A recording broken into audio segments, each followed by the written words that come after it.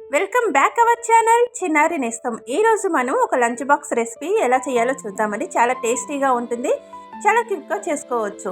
ముందుగా కడాయి పెట్టుకొని అందులో ఆయిల్ వేసుకోవాలి. ఆయిల్ హీట్ అయ్యాక జీలకర్ర, తాలింపు గింజలు వేసాను. అలాగే ఒక గుప్పెడు పల్లీలు కూడా వేసుకోవాలి.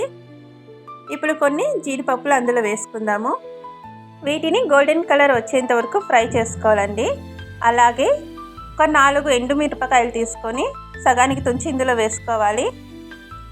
ఈ లోపల ఒక మిక్సీ జార్ తీసుకొని అందులో కొంచెం కొబ్బరి తీసుకొని మెత్తగా మిక్స్ చేసుకోవాలి. దాంట్లోనే ఒక ఆనియన్, 4 పచ్చిమిర్చి కట్ చేసుకొని ఇందులో వేసుకోవాలి. దీన్ని మరీ మెత్తగా పేస్ట్ కాకుండా పచ్చగా పట్టుకోవాలండి. ఇప్పుడు దీనిని పచ్చివాసన పోయేంత వరకు ఆయిల్లో ఫ్రై చేసుకోవాలి. ఇందులో కరివేపాకు కూడా వేసుకోవాలి. పసుపు ఒక చిన్న టీ స్పూన్ వేసాను. 1 స్పూన్ సాల్ట్ వేసుకోవాలి. ఈ రైస్కి అయితే 1 స్పూన్ సరిపోతుంది. అడుగంటకుండా తిప్పుతూ ఉండాలి. చూడండి, ఈ కలర్ వచ్చిందంటే పర్ఫెక్ట్గా కుక్ అయినట్టు. పచ్చివాసన కూడా లేకుండా మంచి స్మెల్ వస్తుంది. ఇప్పుడు వండిన అన్నాన్ని ఇందులో వేసుకొని ఈ ఫ్రై చేసిన మిశ్రమం మొత్తం అన్నానికి పట్టేలా కలుపుకోవాలి. చివరగా ఇందులో ఒక నిమ్మకాయ రసం పిండుకోవాలి.